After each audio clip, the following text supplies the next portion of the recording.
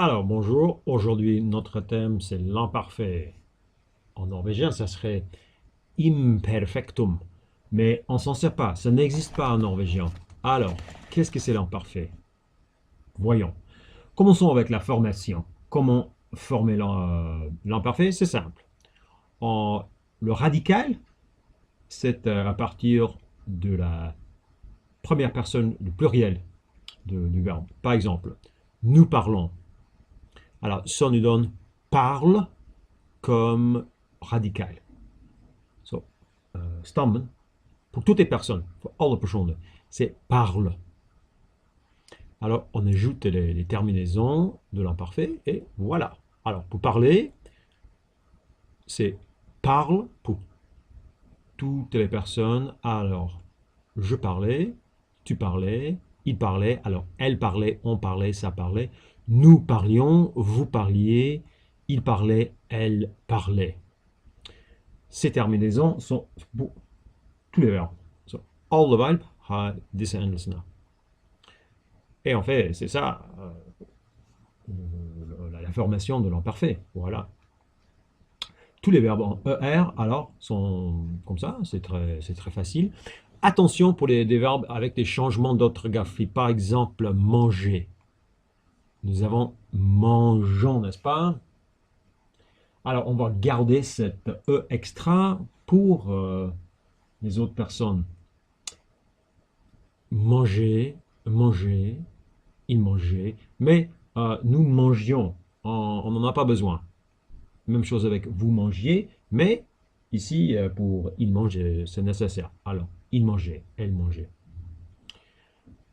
Des verbes comme finir sont intéressants, puisque c'est nous finissons, n'est-ce pas? Alors, on va avoir ce double S pour toutes les personnes. Oui, nous finissons. Alors, le radical, stammen, ça va être finis pour toutes les personnes. Je finissais, tu finissais, il finissait, elle finissait, on finissait, ça finissait, nous finissions, vous finissiez, il finissait, elle finissait. Alors c'est très facile à entendre l'imparfait des verbes comme finir. Les autres verbes, les verbes irréguliers, bon, ce système avec nous, de forme de nous, ça fonctionne. Prendre, nous prenons, je prenais. Mettre, nous mettons, je mettais. Faire, n'est-ce pas? Nous faisons, je faisais. Aller, nous allons. Alors, j'allais, tu allais, il allait, nous allions, etc. Et avoir, nous avons. Alors, j'avais, tu avais, il avait. C'est bien. Notre seule exception, c'est être. La seule exception. Eneste uregulært verb, c'est être. Et c'est simple, c'est être. Alors, j'étais, tu étais, il était, elle était, nous étions, vous étiez, etc. C'est pas difficile. Ok, l'emploi. Beaucoup d'élèves norvégiens ont des problèmes. Ah, parce que ça n'existe pas en norvégien. Alors, la distinction, c'est pas difficile. En fait, c'est pour la description, les habitudes, les conditions. Quand j'étais petit, je jouais au foot. J'étais petit, description.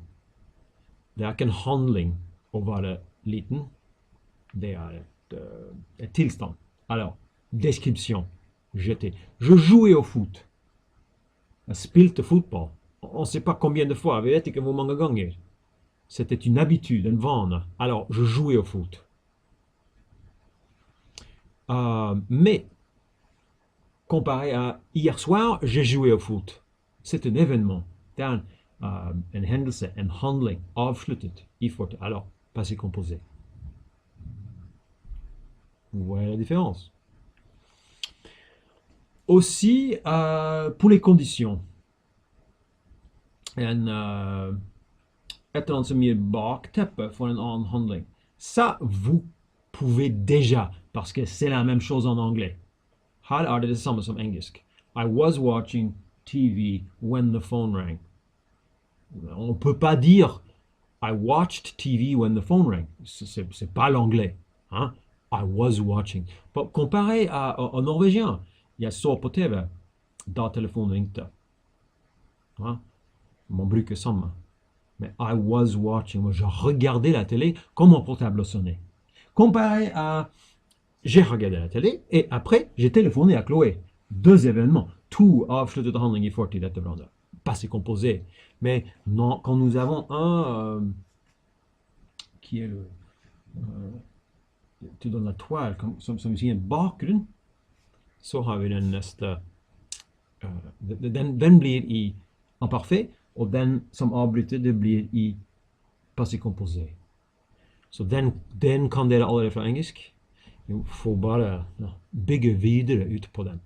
Alt som er les habitudes, vaner, description, beskrivelse, c'est imparfait au passé. Et ça, bien, c'est tout.